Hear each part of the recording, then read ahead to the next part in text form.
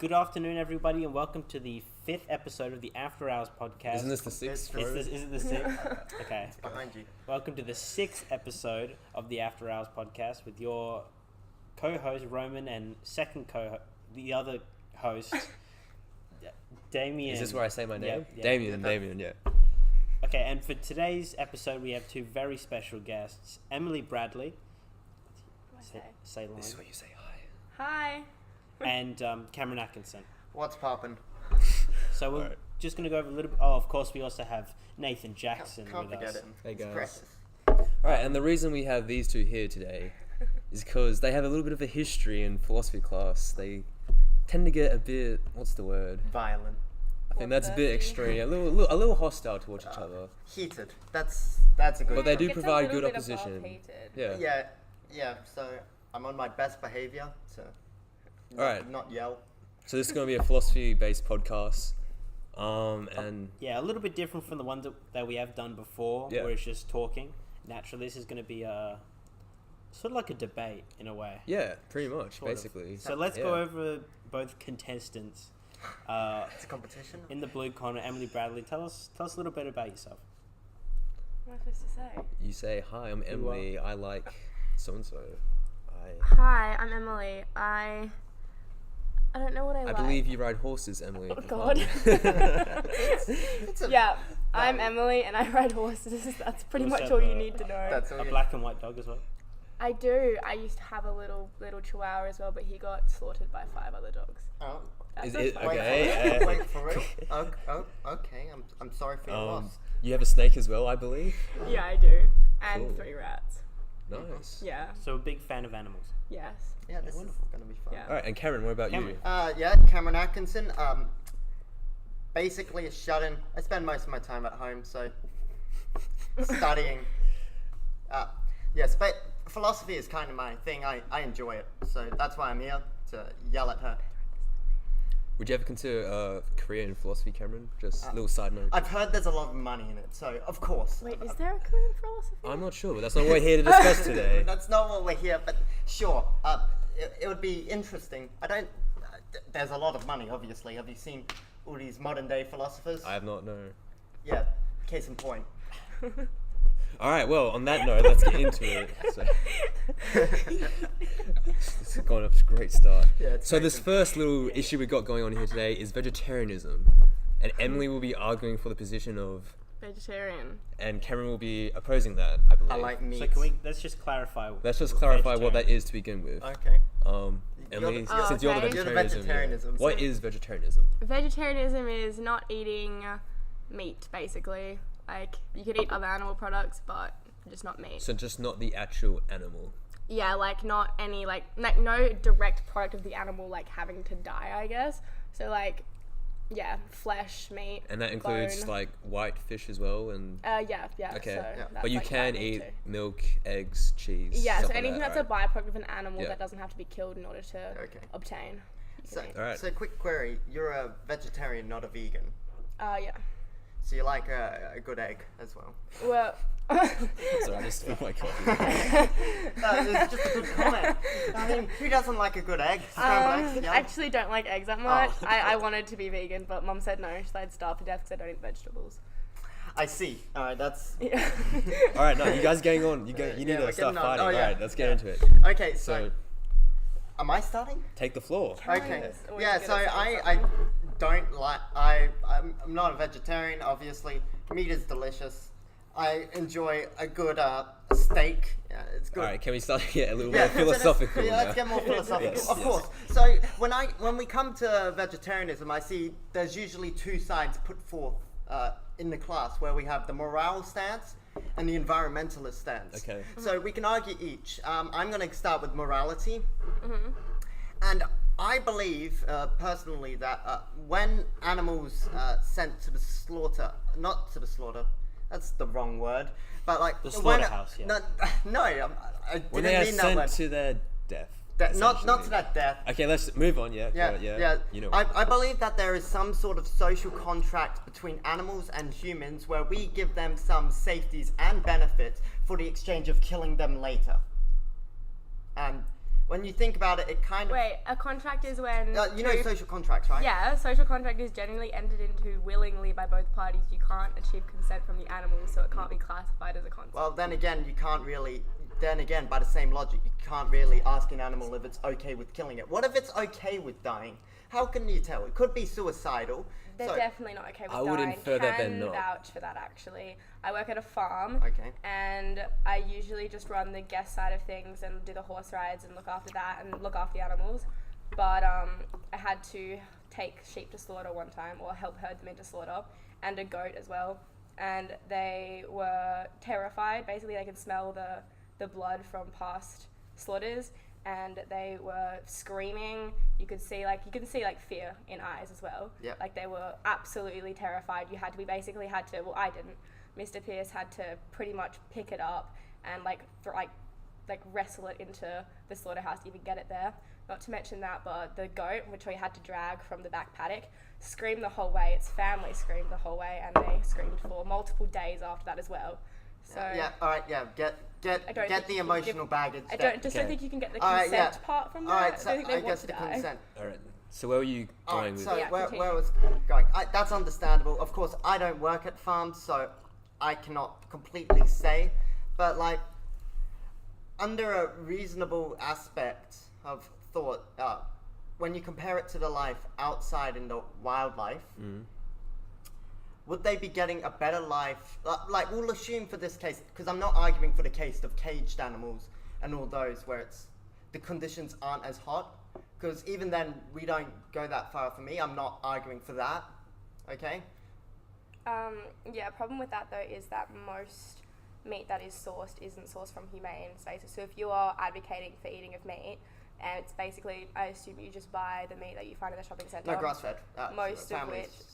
Most of which is still not humane. Like even if they say free range for certain things, generally their definition of free range is just that they have a sun above them, and that's about it. They might be fed grass from like bins and stuff. Like you don't, like most of it is not humane. Okay. So if you're arguing for like the humane killing, that's very rare to get. So you can't really like. I don't Yeah, think that's fine. not what Okay. you Yep. need. All right. So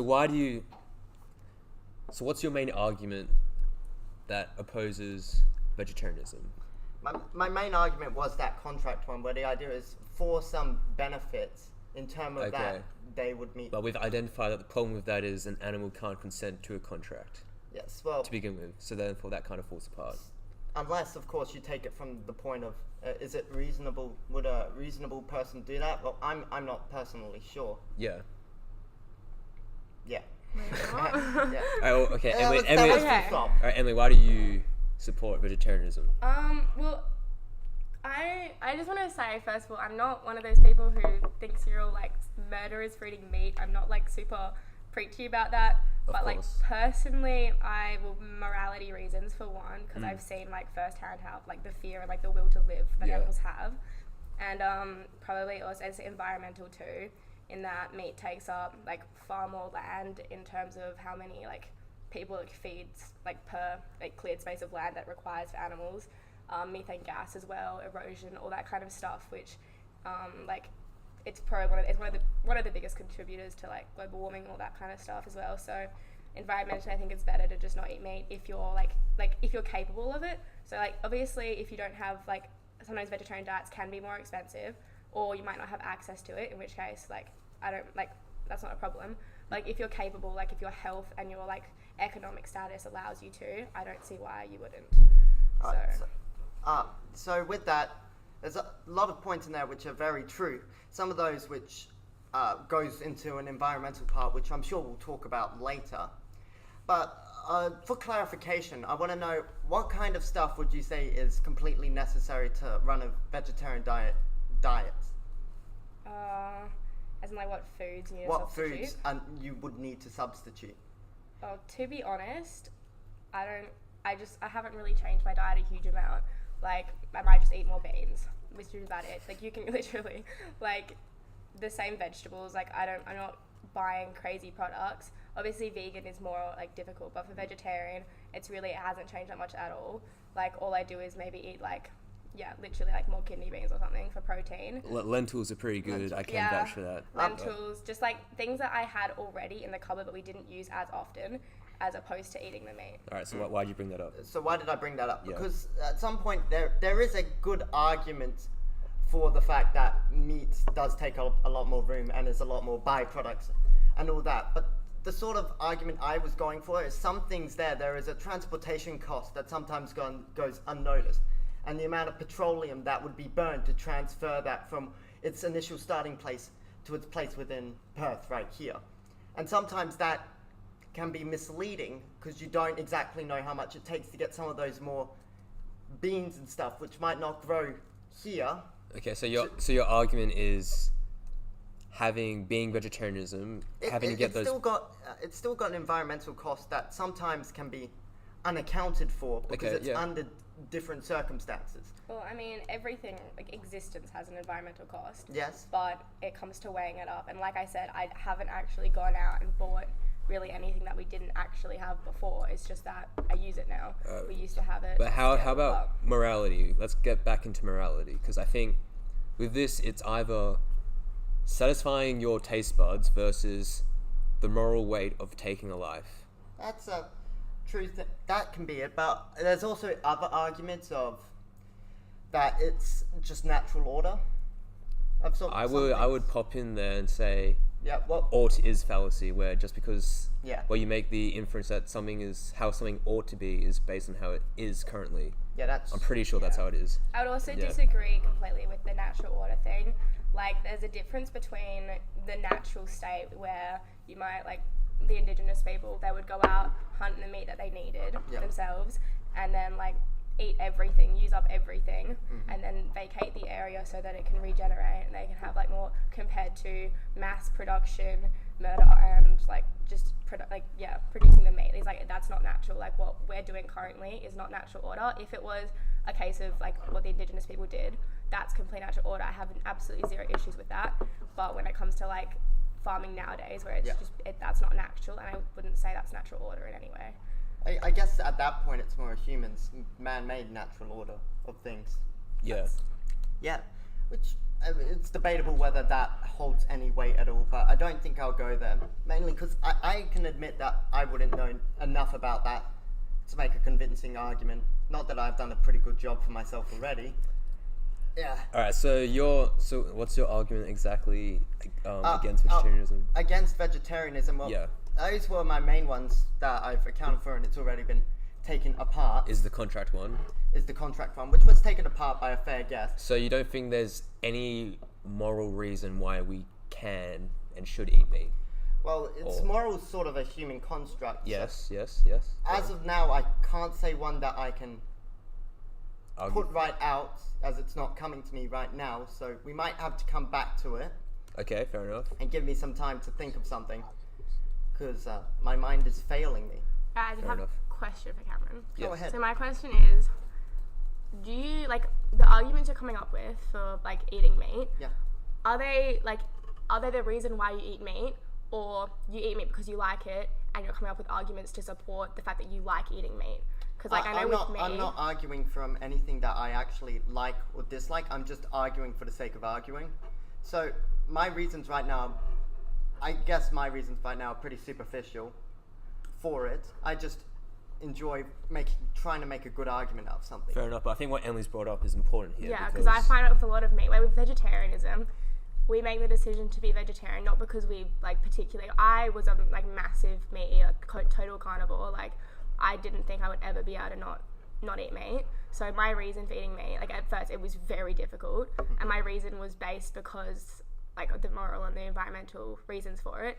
Whereas I find with most meat eaters, they try and create a whole bunch of reasons just because they like the taste of it and they want to support that. Whereas most people don't admit that the only reason they're coming up with these, like, arguments is because they just like the taste and want to support that. I don't think it's fair to say that justification is something that will harm an argument, as that's sort of attacking the person. No, I was just asking you a question. Like, just a yes or no. So, do I like meat? Yeah, of course I like meat. That's why I eat it. Fair enough. Yeah, which is fair enough. However, with that, I can see where you're coming from, but it does, just because somebody is arguing for their own interests doesn't take apart that argument. Yeah, no, I'm Fair not enough. saying it does. It was more Alright, just a I'll question. buzz in here and say, I'm just putting this out there. Do you think humans being more intellectual with animals has anything to do with why we should or shouldn't eat meat? I think that's got everything to do with why we should or should not eat meat. So you think we should because we are more intellectual than them? Yes or no? I guess, yeah, that was sort of one I was trying to stay away from, but I'd say there is an argument for superiority. So because we are more superior, that means we are justified in eating meat. It kind of works both ways, in a way. We are superior, so we know better not to eat meat, and we are superior, so therefore we have the right to eat meat. I think that's, to be honest, like, okay, so you put someone in a position of power, in like terms of like their hierarchy, they're superior to all of us. If we have example, Stalin was way superior to everyone because he was the total dictator, but that doesn't mean he has the right to do all the horrible things that he did. In fact, it actually means that he has more of a right to take conscience and not take advantage of those that are in like more vulnerable positions. Like it's putting him in a position, like when you're superior to someone, you're in a position where you now have more responsibility to look after people. So I totally agree with that, but I was trying to get it more intellectual. There we go. But then again, it's sort of like, even though he has the legal right to do as he pleases, so even if we even take out the side of morality. Yeah. All right. Well, I'll just say. Okay, I'll bring it to intellectual. Yeah.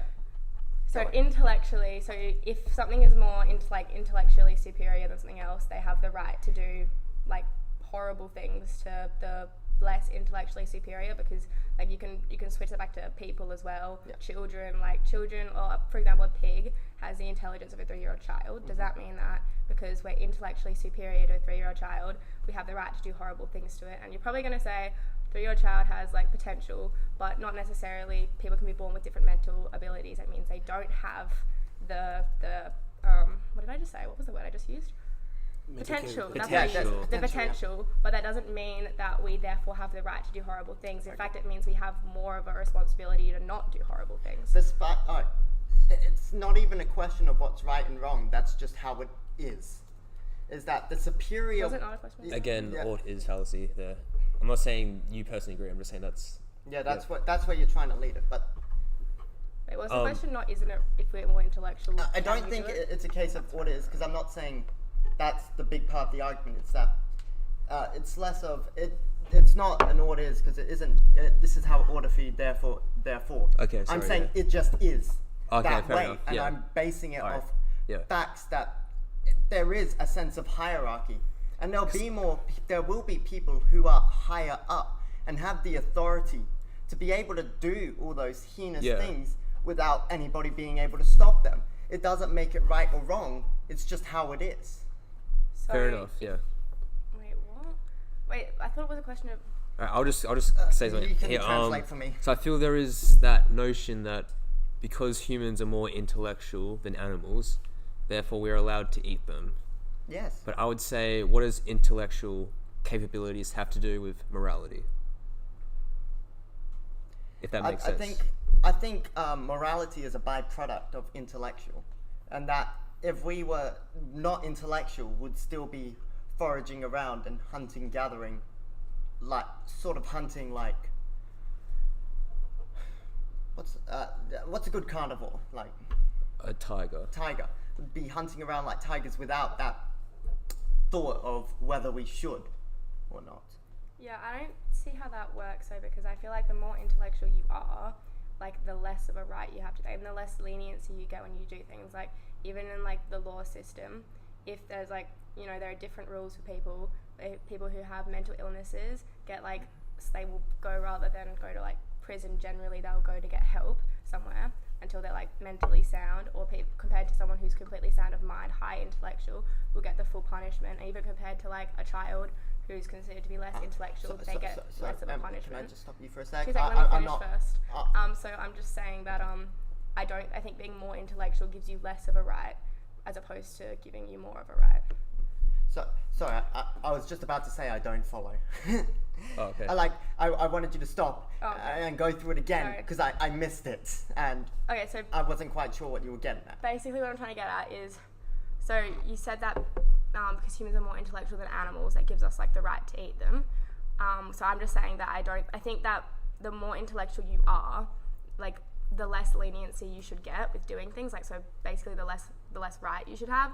So someone who is like of full intellectual abilities commits a crime, they're gonna get the full punishment, compared to say someone who has a mental disability that takes away some of the intellectual capabilities, or like a child who's considered to have less intellectual capabilities. So like the less intellectual capabilities you have, the more leniency, so I guess more right you have when you do something. Like not really right, but like the more acceptable it is. So I feel like the higher intellectually humans get, the less acceptable it is to do horrible things to other forms of life when there are alternatives, as long as there are alternatives. All right, so where you took that was away from where I took that, and it was more a case of it just is, and in the situation we do have all the power and all the power within the relationship, and that's it. You said a lot, and it's hard to come back to for that one. So yeah, that's okay. Yeah. Yeah, but it's less of you keep going into what's right, and at the moment I don't quite have an answer for that. Fair enough. Yeah. But what I was trying to say is that this power relationship is inevitable, and there will be people who will hold supremacy over other life, and that's what I meant by it is, not what it ought is. Okay, so yeah, you don't think it is like that, but you don't think it should be like that. I cannot say right now. Okay, yeah. I'm still arguing from a point where I haven't done any preparation, so it's making it a lot harder to tackle this point from someone who. Don't say that. That makes it sound bad. I was saying my preparation, not yours. You've made yourself sound bad. Yeah, no, yeah, okay. All right, well, anyway, I think we kind of... We get where that's going. All right, well, the next little issue we got going on here... Can I just say yeah, something? of course, yeah. Okay. Go ahead. Personally, from my point of view as a viewer, because I haven't said a lot, kind of makes me want to go vegetarian now. Oh, yeah. Actually, that's Yeah. nice. Thanks. I'd agree. From a moral point of view... Yeah, from a moral point I of view, should love meat, I should be vegetarian. However, I love a good meat pie. Yeah, and I'm okay with killing animals too. Yeah. So. Okay, I know this is the most generic, argument ever, but what if it was you personally killing the animals? Would you still do it? Yeah, I'd still do it. Would you though? Yeah. I feel like a lot of people say that, but when you actually see it, like I was offered to kill an animal, and like I used to say that too. Oh yeah, I could do it, but like when you actually see it and you see like the blatant fear, like it's a lot harder than you'd think. Like, I don't know if any of you have actually been to a slaughterhouse before. No. But it's a lot harder than you. Yeah, I've done can't just fishing. say I've that done for that. hunting before. Yeah. Oh, hunting. Yeah, I can respect you then. Yeah. I can respect that. I've done fishing, sort of. Fishing isn't really the same. They don't really have the emotion, which is why a lot of people will be pescatarians. I find that really and vegetarian. interesting. Like people are okay with As in eating you can't fish. see, like you can't see. I think it's because you can't see the emotion. Exactly. Yeah, Whereas but animals, like you can that's see the and only you can part. hear the emotion. So That's the crux of the yeah. argument. Is that I mean, I there's disagree. fear. I won't eat fish either. Yeah, but, I respect that, but yeah, no, people will, yeah. and I think it comes down to the emotional Okay, so aspect of it. let's go there. So in this case, humans, from your logical extent of your argument, humans shouldn't really kill anything because we can't be sure of what emotions they would be feeling. Wait, was I making an Was it- argument? No, but That like was what? just a discussion. No, it was more of a discussion, but I've taken it that way. Yeah. From what you were saying, is what's the difference between killing a sheep and killing an insect? Don't Well, know. I feel think you we're can more certain distinguish. of the sheep being sentient than an insect. Yeah, I feel like you can kind of. But if distinguish a anything little can bit. if anything can feel pain, Yes. what difference does it make? Well, technically not much difference, but Yeah. the problem is, generally speaking, it can be a lot more difficult to avoid killing insects, for one.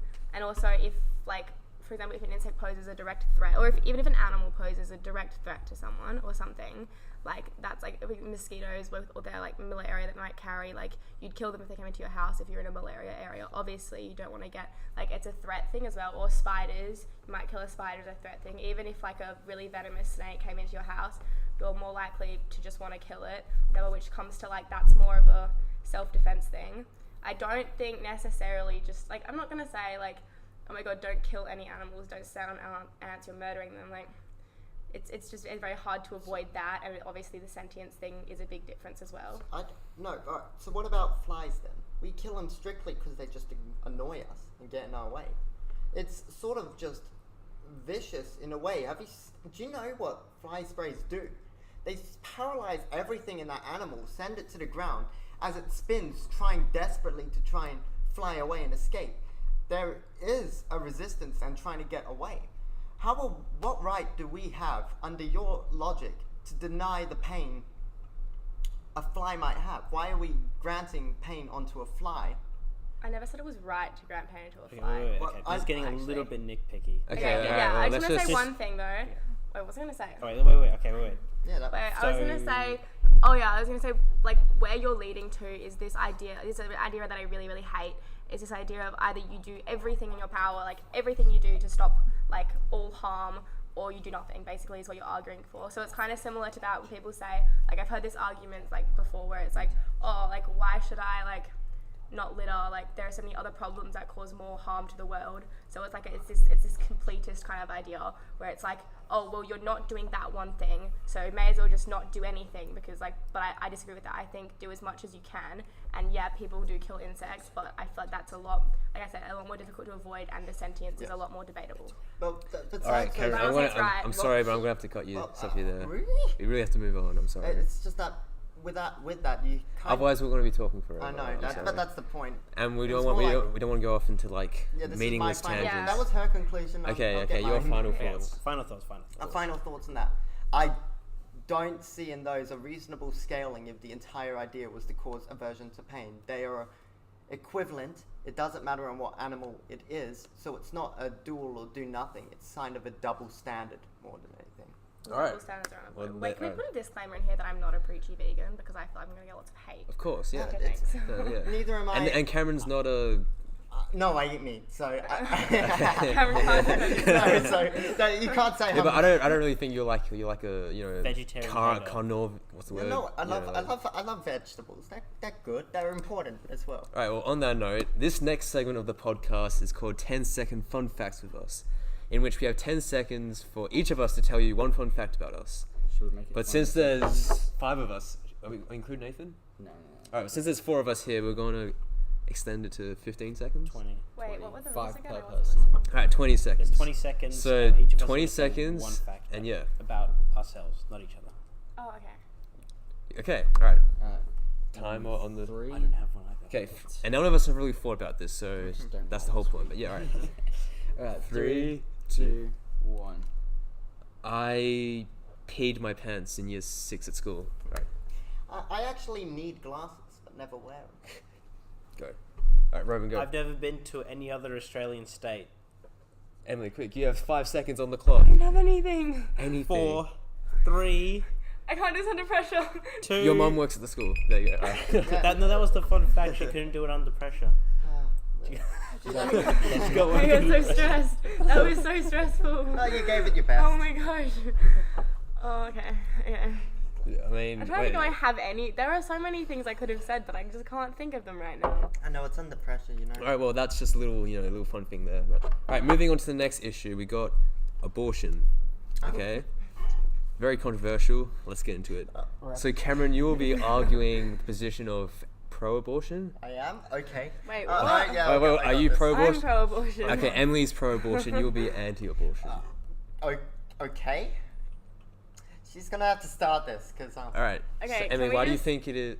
Okay, go on, say But something. I just want to say, but like we're not professional scientist people on this. I'm just going off like just facts I found on the internet and stuff, and personal belief. So like, don't come at Is me. this a position you personally hold? It is a position Or- I personally hold, but like Okay. I'm not like a professional. So Yeah, like, of don't course. come at me for And this. is this a position you personally hold, Cameron? Or That's a tough one. Okay, it but, doesn't matter. Alright, let's just get That's into a it. tough one, but I'd say of this, if women want an abortion, they should have the right to have it. That's okay. my personal position. This is me trying my best. all right, so Emily, why do you think it is okay for abortion to occur? Like, Okay, let's define abortion Yeah. first, I guess. So, abortion is the. Do you want to? No, you can do it. You go. I don't really know what it is, but it's Oh, okay. basically taking the life of an unborn fetus, child. Yeah, before a certain. I can't actually remember the weeks. Is But it before it, like But I comes mean- out of the? No, and there's a certain. It's only like it's.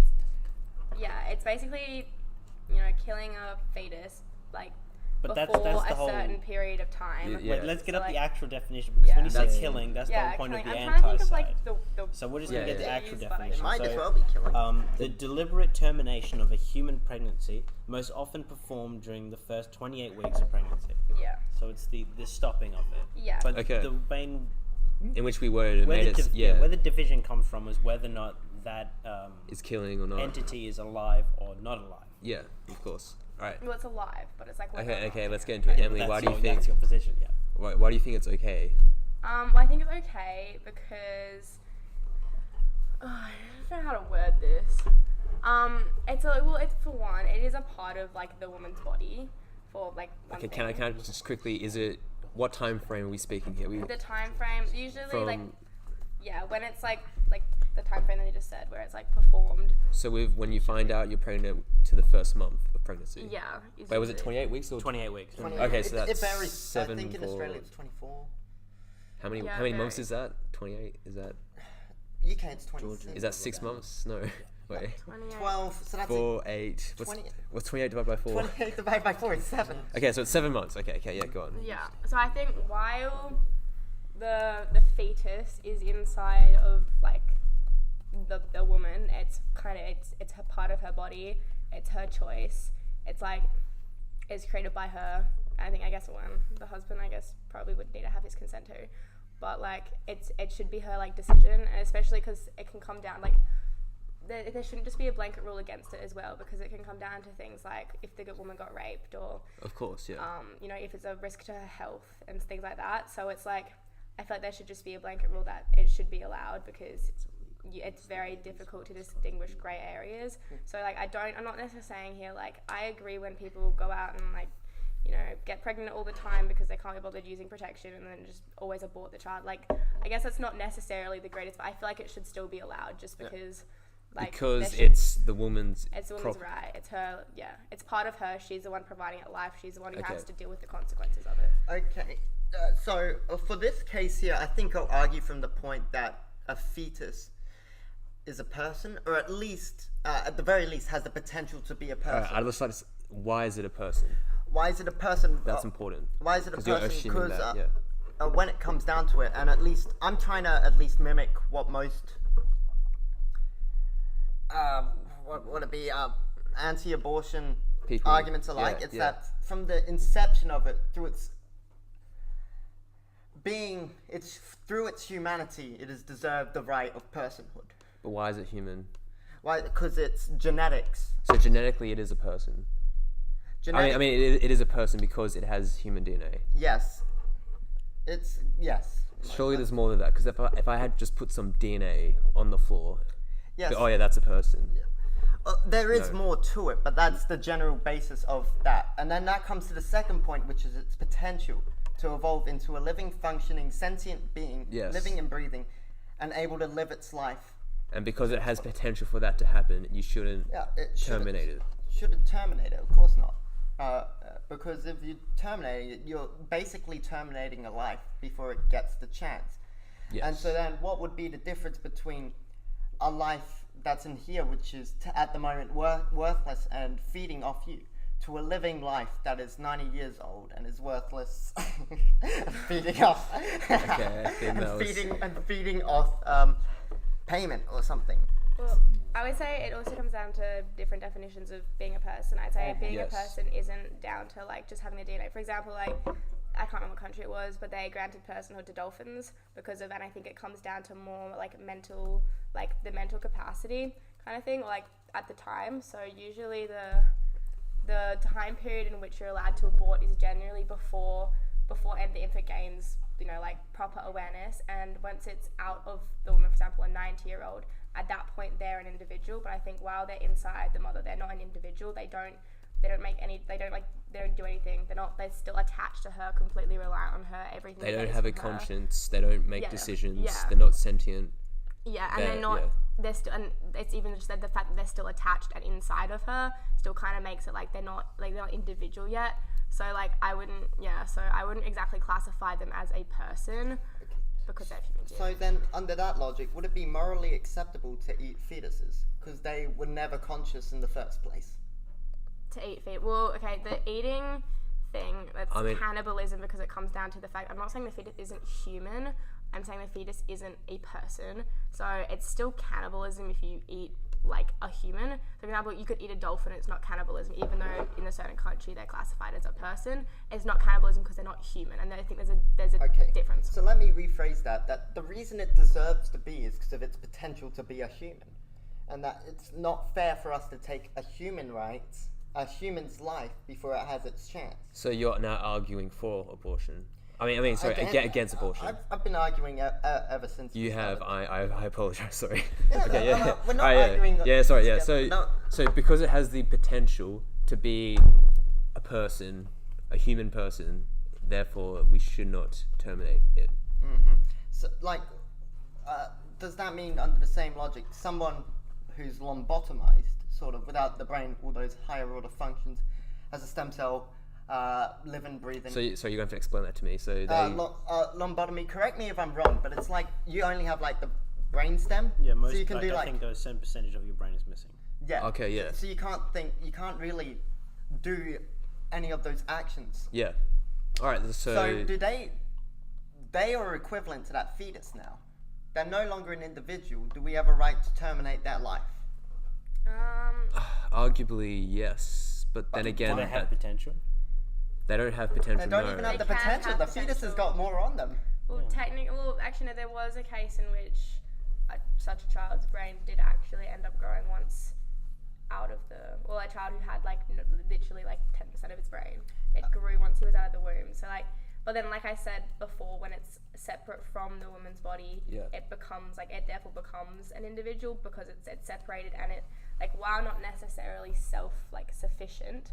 I think there's an important distinction between a fetus that's inside of a woman and attached to the woman and only living and breathing because the woman is, to a fetus that could survive, for example, with multiple different people, or it's separate now, and I think there's a distinguishment. But keep in mind that those lobotomized people are 100% dependent on other people to feed them, give them water, make sure they live. So to the same extent, they require the same amount of attention, even more attention and care, same amount of effort from one person for them to survive. Yeah, and that's what I said. I'm not talking about the self-sufficientness of it. I'm talking about the fact that a child in a mother's womb is a part of the mother. So let's get back to abortion. Physically a part of the mother, and therefore it becomes her decision as to whether or not she wants to keep this part it's a part of her, or whether or not she doesn't want to. And past the point that abortion is allowed to be performed, I believe the fetus develops more cognitive abilities and more kind of self-awareness, which is why it's not performed after that stage unless there's a harm to the mother's health.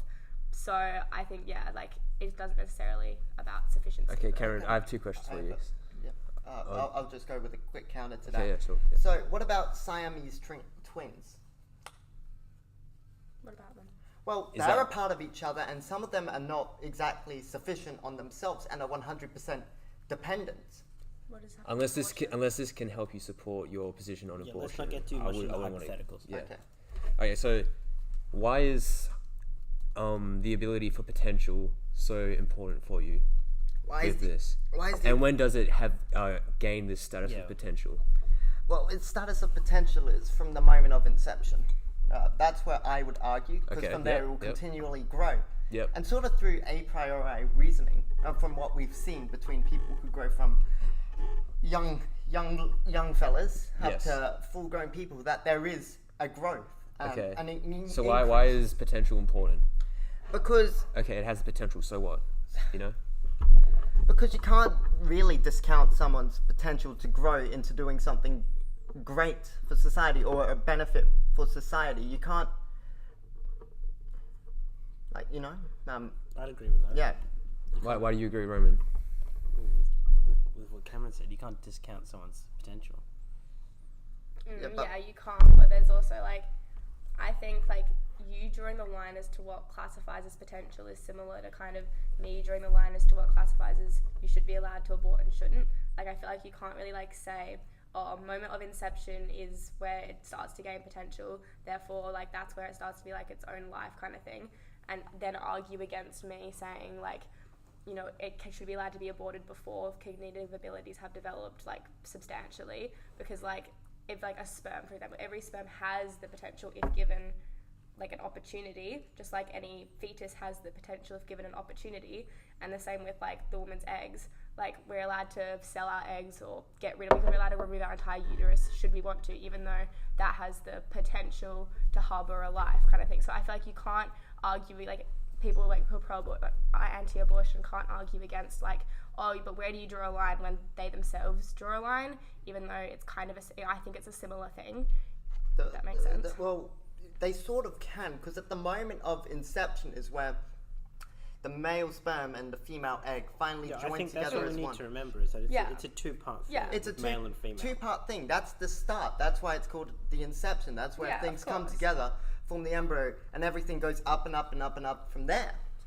Yeah, but everything still goes up from the very basics as well. So without the sperm itself, like each sperm has potential should it join an egg. Like each fetus has potential should it be born and grow up.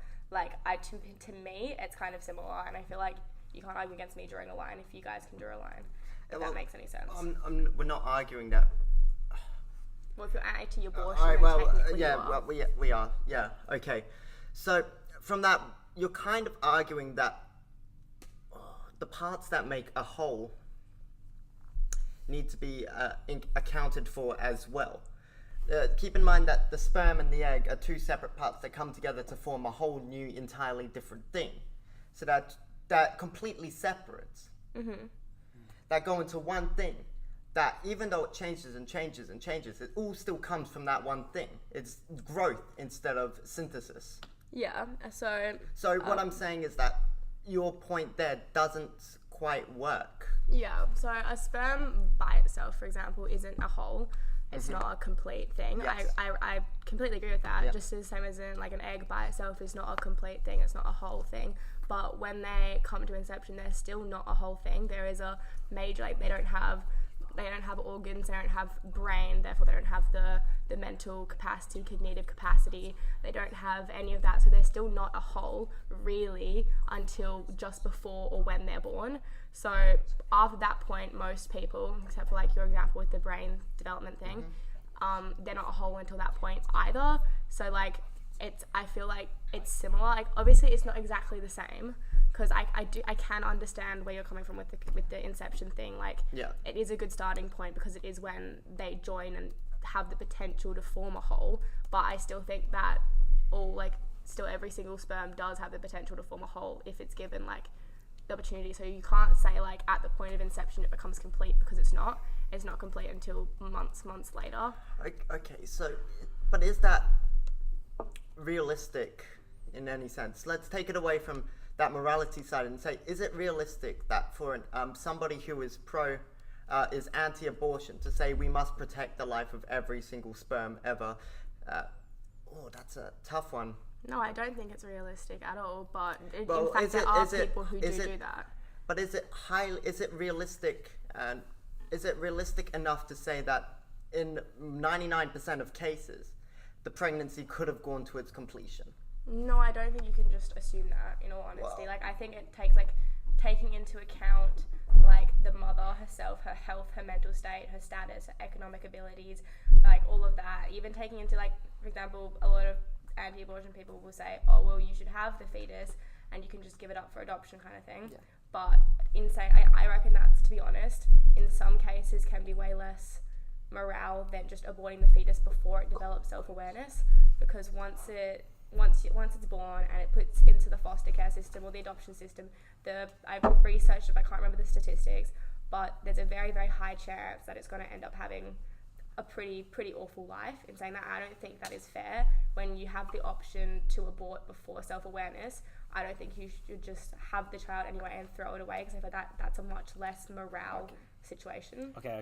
We're just going to probably tone it down from there, because otherwise we're going to keep going on and on and on. Yeah, okay, fair enough. So we're going to have quick last second,